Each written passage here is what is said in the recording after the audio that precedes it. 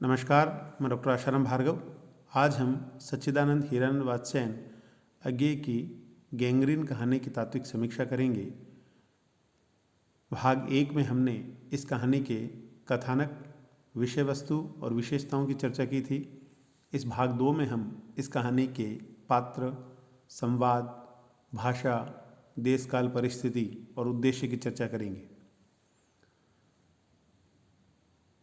इस कहानी की पात्र योजना के अंतर्गत इस कहानी में 4 पात्र हैं।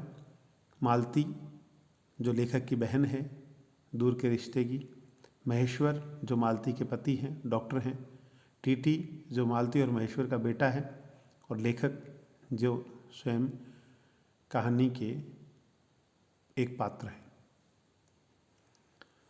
मालती एक युवती है जिसकी विवाह को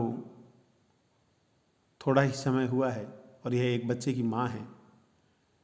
यह गृहिणी है, लेकिन इस कहानी में यह एक यंत्र की तरह जीवन व्यतीत करती है। सुबह उठने से शाम को सोने तक इसका सारा दिन एक मशीन की तरह बीतता है, जिसमें यह अपने दैनिक कार्यकलापों का सुचारू ढंग से दैनिक कार्यकलापों को पूर्ण करती है। ये काम में व्यस्त रहती है। लेखक इससे मिलने आता है, जो बहुत दिन बाद आया है, दूर के रिश्ते का भाई है, फिर भी ये उसका औपचारिक स्वागत करती है और उससे बात करते हुए बीच में उठ के चली जाती है।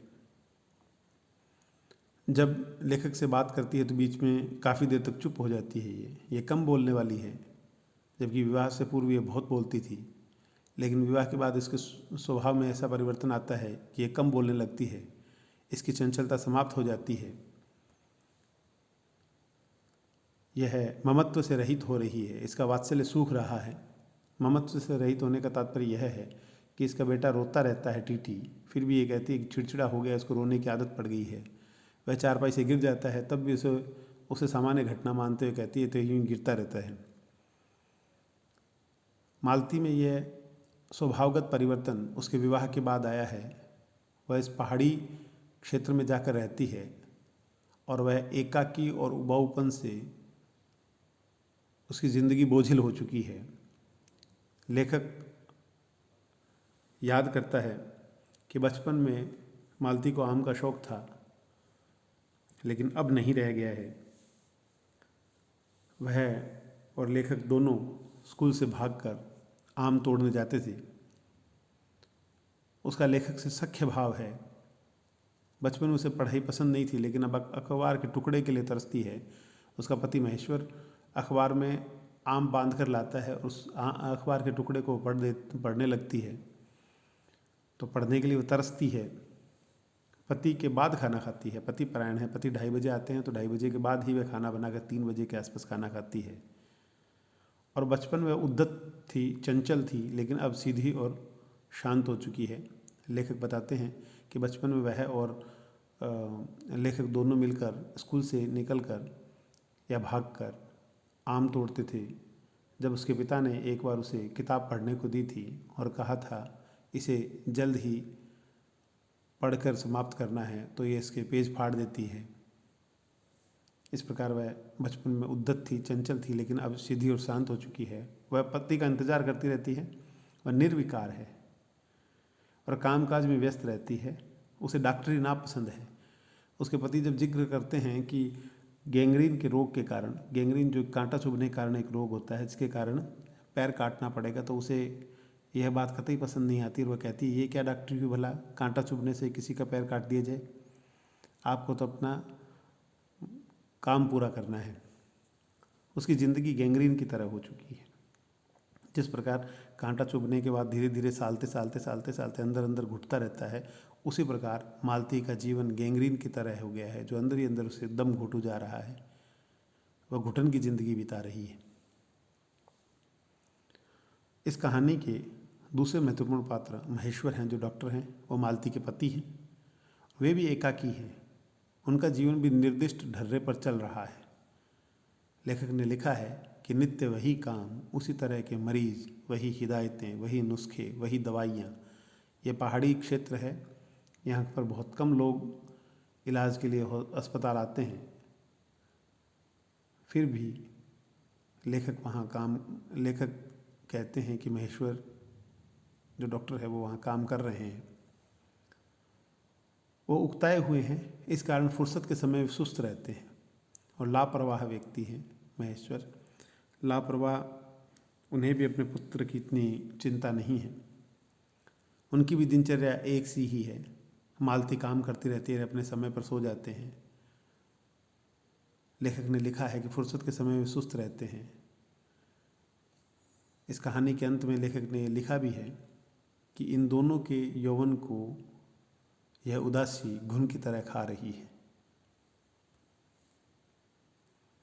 लेखक जो मालती का भाई है, ये माहौल को समझने वाला व्यक्ति है। जैसे ही ये घर में प्रवेश करता है, लगते से ये कहते हैं कि मुझे यहाँ की उदासीपन का अनुभव होता है। ये मालती से सख्य भाव रखते हैं। भ्रातृत्व या बड़े छोटेपन के बंधनों से मुक्त थे इनके संबंध मालती से। इनको बचपन याद आता है, वह नटखटपन याद आता है। इसके साथ ही माहौल की उदासी महसूस होती है इनको। उन्हें लगता है कि उदासी उसे भी घेर रही है। जैसे उस घर में प्रवेश करते हैं, उनको लगता है ये उदासी धीरे धीरे उनको भी घेर लेगी। और बहन में आए परिवर्तन को समझते हैं, वे बात करना चाहते हैं और इस नीरसता से परेशान हो जाते हैं। इस प्रकार इस कहानी में 3 पात्र ये हैं। चौथा पात्र टीटी है, जो बच्चा है, जो चारपाई से गिर जाता है, जो रोता रहता है। इस कहानी में अज्ञे ने सीमित पात्र संख्या रखी है और ये पात्र मनोविज्ञान की पृष्ठभूमि पर रचित हैं। मालती के मनोविज्ञान का चित्रण किया है, किस प्रकार वह सारा दिन इंतजार में बिताती है, उस उबाऊपन, उदासी उसको घेरे रहती है। इसी प्रकार डॉक्टर महेश्वर का स्वभाव भी सुस्त है, उदासी से भरा हुआ है, उबाऊपन से भरा हुआ है और ये पात्र कथा अनुकूल है, कथा के विकास में सहायक है। जहाँ तक संवादों का प्रश्न है, इस कहानी में संवाद संक्षिप्त है और चरित्रोद्घाटक है। लेखक पूछते हैं बच्चे के बारे में, इसका नाम क्या है? मालती कहती है नाम तो कोई निश्चित नहीं किया, वैसे टीटी कहते हैं। यहाँ मालती को कोई उत्साह महसूस नहीं होता। लेखक फिर पूछते हैं ये रोता क्यों है? मालती कहती हो ही गया है चिड़चिड़ा सा, हमेशा ही ऐसा रहता है। और फिर वह बच्चे को चुप कराती है जोर से, और वह जब नहीं चुप रहता तो उसे नीचे बैठा कहती अच्छा ले, रो ले। इस प्रकार इन संवादों से मालती के चरित्र का उद्घाटन हो रहा है कि किस प्रकार वह स्वयं भी चिड़चिड़ी है, उसे मातृत्व सूख रहा है, वह उबाऊपन से परेशान है। लेखक और महेश्वर बात करते हुए कहते हैं कि पूछते हैं लेखक मालती से तुम नहीं खाओगी या खा चुकी? तो महेश्वर बीच में बोलते हैं वह पीछे खाया करती है। फिर महेश्वर पूछते हैं क्या हुआ? जब बच्चा गिर जाता है पलंग से तो पूछते हैं महेश्वर कि क्या हुआ? लेखक कहता है चोट बहुत लग गई है बेचारे की। मालती कहते हैं इसकी चोटें लगती ही रहती है, रोज़ ही गिर पड़ता है। तो यहाँ फिर एक बार उनकी जीवन में नीरसता और बच्चे के प्रति लापरवाही उभर कर सामने आती है। महेश्वर कहते हैं आपको तो खाने का मज़ा क्या ही आएगा, ऐसे बेवक्त खा रहे हैं। लेखक कहते हैं वाह, देर से खाने पर तो और भी अच्छा लगता है, भूख बड़ी भी होती है, पर शायद मालती बहन को कष्ट होगा। मालती कहते मेरे लिए तो नई बात नहीं है, रोज़ ही ऐसा होता है। इन तीनों चारों संवादों से स्पष्ट होता है कि मालती के लिए खाना लेट बनाना रोज़ का काम है, बच्चे का गिरना रोज़ का काम है, बच्चे की चिड़चिड़ाहट रोज़ का काम है। इस प्रकार इस कहानी के संवाद संक्षिप्त हैं, सरल हैं, सहज हैं, आसानी से समझ में आने वाले हैं, पात्रों के अनुकूल हैं। जैसा उन पात्रों का चरित्र है उसी के अनुसार उन संवादों की रचना की गई है और ये संवाद कथा विकास में सहायक है, कहीं कथा को बोझिल नहीं बनाते।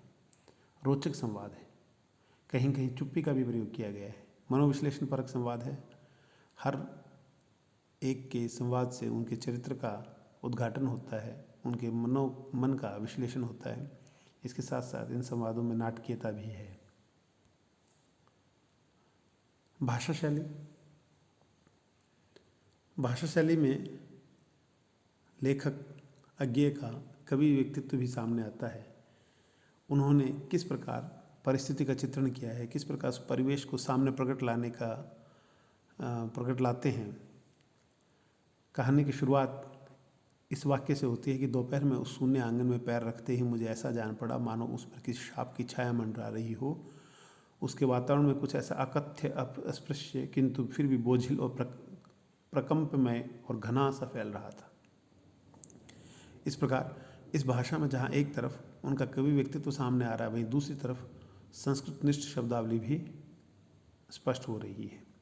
और कहानी के अंत में वे लिखते हैं कि 11 के पहले घंटे की खड़कम के साथ ही मालती की छाती एकाएक फफोले की भांति उठी और धीरे धीरे बैठने लगी। यहाँ पर भी लेखक ने चित्रात्मक भाषा का प्रयोग किया है। उन्होंने इन वाक्यों के माध्यम से एक चित्र प्रकट कर दिया है। पाठक को कहानी को समझने में आसानी होती है। और यहाँ इन संवादों के माध्यम से उनका कवि व्यक्तित्व भी इस भाषा के माध्यम से, उन उदाहरणों के माध्यम से उनका कवि व्यक्तित्व भी स्पष्ट सामने आता है। लेखक ने इस कहानी में उपमाओं का भी प्रयोग किया है। वे कहते हैं कि मुझे ऐसा जान पड़ा मानो किसी जीवित प्राणी के गले में किसी मृत जंतु का तोक डाल दिया गया हो और वह उसे उतार कर फेंकना चाहे पर उतार न पाए। मालती के जीवन का चित्रण करते उन्होंने लिखा है। और उसी तरह वे लिखते हैं, जैसे बहुत देर से प्रयोग में न लाए हुए अंग को व्यक्ति एकाएक उठाने लगे और पाए कि वह उठता ही नहीं है। मालती और महेश्वर के जीवन के उबाऊपन, उदासी, नीरसता का चित्रण करते हुए ये वाक्य उन्होंने प्रयुक्त किए। इस प्रकार इस कहानी की भाषा शैली में पात्रानुकूल भाषा है, सामान्य बोलचाल की भाषा का प्रयोग किया गया है। भाषा सहज है, सरल है, सजीव है, परिपक्व भाषा है।